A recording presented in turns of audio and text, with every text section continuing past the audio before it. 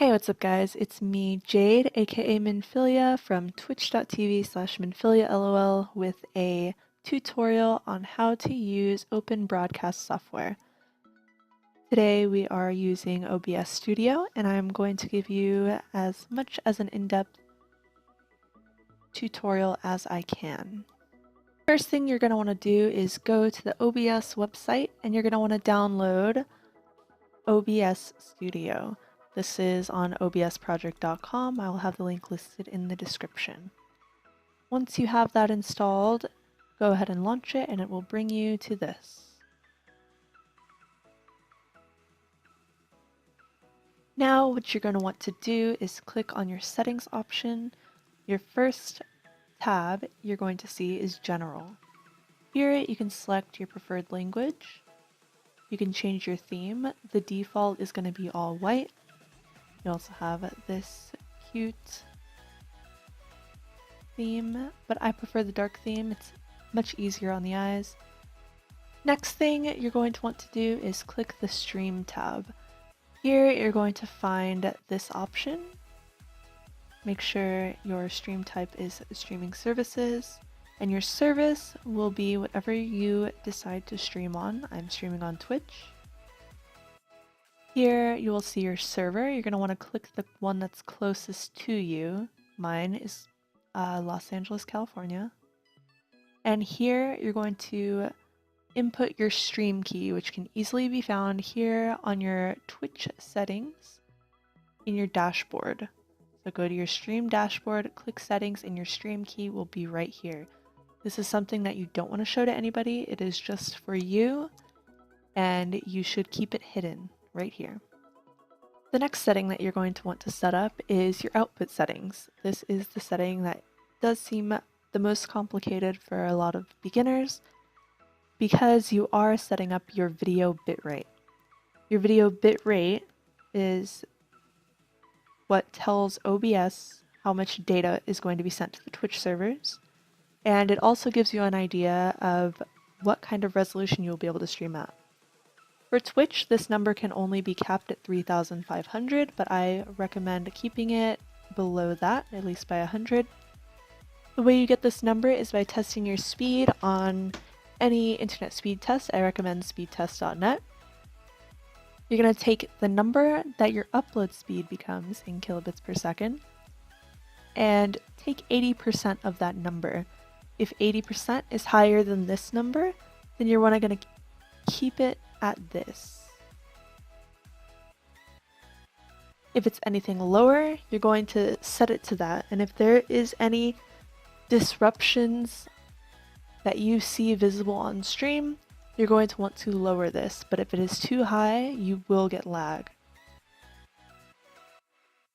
The next setting you want to look at is your audio settings. Here you can choose what your audio device is. What you hear from your desktop is going to be under this. Mine is the Razer Kraken. And your microphone device, if you would like to use one, will be located here. And mine is the Razer Kraken. Next comes your video settings. Your base canvas resolution is going to be the resolution of your monitors. Your output scaled resolution is what your viewers will see, so this will be dependent on what your output settings are here. Your downscale filter is whatever you find looks the best on your stream. You should make sure to test it out. It will look different for everybody depending on your specs and what you're running. And I personally like to set my FPS to 30, but you can test out any of these to see which works best for you. Twitch does offer a chart of what resolution you will be able to stream at, depending on what your bitrate is. If it's between 3000 and 3500, you'll be able to stream at 1080p, 1800 to 2500 at 720, and so on and so forth. The next setting that you have available to you is your hotkeys. Now here you can set up whatever hotkeys you would like to use in order to start or stop your stream, start recording, stop recording. I don't personally like to use hotkeys, but if you would like to use hotkeys, that's an option for you. You also have options to switch between scenes. I'll explain what scenes are in just a moment. Next, you have your advanced settings. I personally like to keep my advanced settings as default. The only things I do mess with every so often is my stream delay. If you would like to enable and delay, go ahead and click enable and choose your delay. This is very helpful to avoid ghosting if you think that might be a problem. And you also have your automatically reconnect option.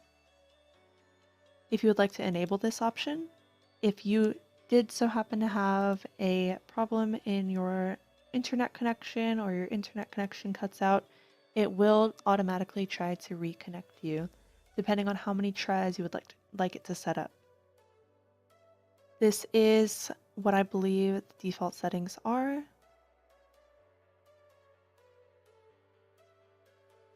And I have this also as my default settings. Make sure to click apply. When you're done with all this, click OK. Now that we've finished all the settings, we can now begin to customize how our stream is going to appear to our viewers. If you look down here, you can see your scenes and your sources. Your sources is basically going to be what shows on screen. You can add your game client, your game, your webcam, any images, or any text on screen right here.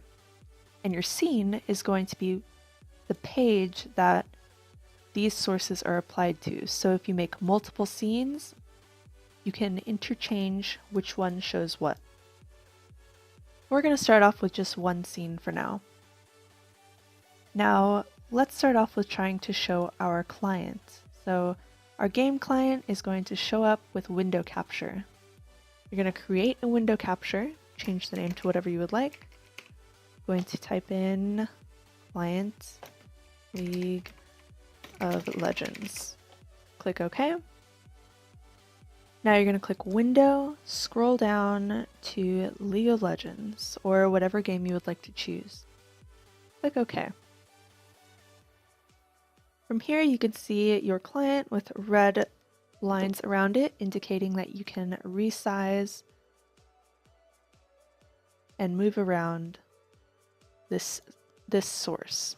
You can also go down here and click fit to screen or do whatever you would like to it. But for now, we're just going to have it set like this. If you would like to add another source or another scene, you can add a separate game to this. So let's go ahead and open up another window capture. Create new. I'm going to put the Final Fantasy XIV client. Click OK.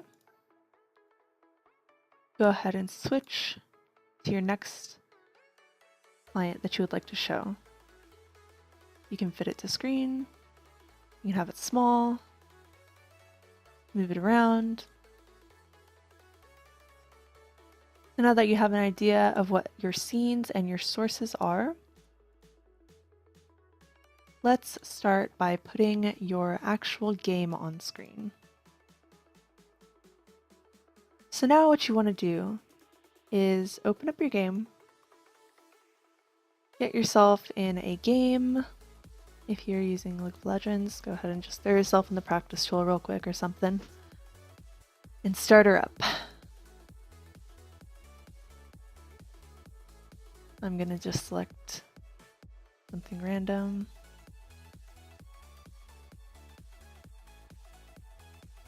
You can change this however you would like. Give it just a moment to load into game.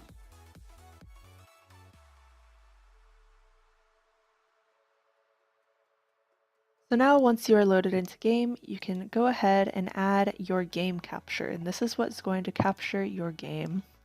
I know, self-explanatory. So I'm just going to title that one in game. We're going to click OK. Capture specific window and click your game. click OK. And now here you have it on screen. You can make it bigger or smaller. Also keep note that depending on which order these are in is what's going to show on screen.